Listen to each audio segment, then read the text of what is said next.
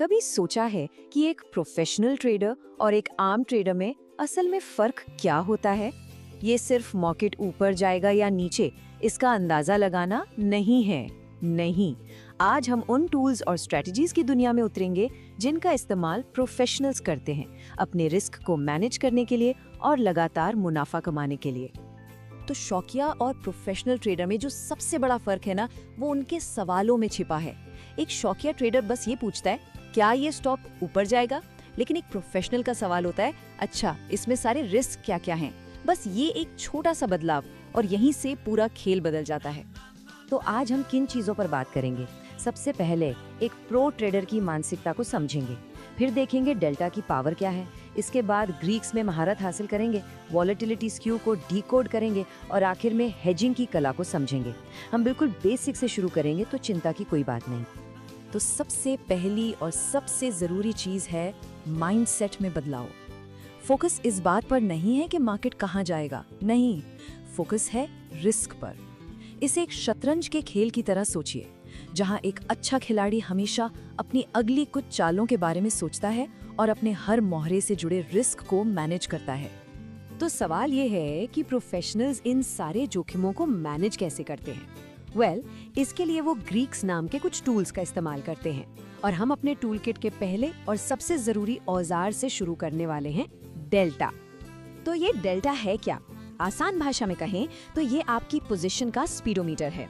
ये बस इतना बताता है कि अगर स्टॉक की कीमत $1 बदलती है तो आपके ऑप्शन की कीमत में कितना बदलाव आने की उम्मीद है। सिंपल। अब प्रोफेशनल्स डेल्टा का इस्तेमाल दो बहुत ही स्मार्ट तरीकों से करते हैं। पहला तो एक हेज रेशियो के तौर पर, मतलब अपनी पोजीशन के रिस्क को बैलेंस करने के लिए उन्हें कितने शेयर खरीदने या बेचने हैं ये डेल्टा बताता है। और दूसरा, ये एक ऑप्शन के इन द मनी एक्सपायर होने की संभावना भी बताता है। जैसे अगर डेल्टा 30 है तो इसका मोटा मोटा मतलब है कि इसके इन द मनी होने के चांस लगभग 30% है। लेकिन कहानी यही खत्म नहीं होती। कीमत का रिस्क यानी डेल्टा तो बस एक हिस्सा है। एक प्रो ट्रेडर के पास एक पूरा का पूरा रिस्क डैशबोर्ड होता है जिसे हम द ग्रीक्स कहते हैं। चलिए इस डैशबोर्ड पर एक नजर डालते हैं। तो डेल्टा के अलावा हमारे पास हैं गैमा, थीटा, वेगा और रो। ये चाल ऐसे रिस्क फैक्टर्स हैं जिन्हें प्रोफेशनल्स हमेशा ट्रैक करते हैं। ये शायद प्राइस चेंज की तरह सीधे सीधे ना दिखें, लेकिन आपकी पोजीशन पर इनका असर बहुत गहरा हो सकता है। शुरुआत करते हैं गामा से। अगर डेल्टा आपकी कार की स्पीड है तो गामा है उसका एक्सेलरेशन, मतलब ये बताता है कि डेल्टा कितनी तेजी से बदलेगा अगर स्टॉक की कीमत में $1 का मूव आता है। बहुत जरूरी है ये। अब आता है थीटा, या जिसे टाइम डिके भी कहते हैं। इसको ऐसे समझिए जैसे किसी टायर से धीरे धीरे हवा निकल रही हो। हर दिन जो गुजरता है वो आपके ऑप्शन की थोड़ी सी वैल्यू कम कर देता है। ये वो रिस्क है जहां समय आपके खिलाफ काम कर रहा होता है। फिर है वेगा। वेगा मापता है कि इम्प्लाइड वोलेटिलिटी में बदलाव आने पर आपके ऑप्शन की कीमत कितनी बदलेगी। आप इसे मार्केट का फियर गेज या डर का मीटर भी कह सकते हैं। जब मार्केट में डर बढ़ता है तो वोलेटिलिटी बढ़ती है और अक्सर आपके ऑप्शन की कीमत भी। और आखिर में आता है रो। ये इंटरेस्ट रेट्स यानी ब्याज दरों में बदलाव से होने वाले रिस्क को मापता है। हाँ, ये अक्सर एक छोटा फैक्टर होता है, लेकिन खास तौर पर लंबे समय के ऑप्शंस के लिए ये भी जरूरी हो जाता है क्योंकि ये आपकी कैपिटल कॉस्ट पर असर डालता है। चलिए अब एक बहुत ही दिलचस्प कॉन्सेप्ट की बात करते हैं। एक ऐसा कॉन्सेप्ट जो सिर्फ आपके पोर्टफोलियो का रिस्क नहीं बताता, बल्कि पूरे मार्केट के मूड को पढ़ने में मदद करता है।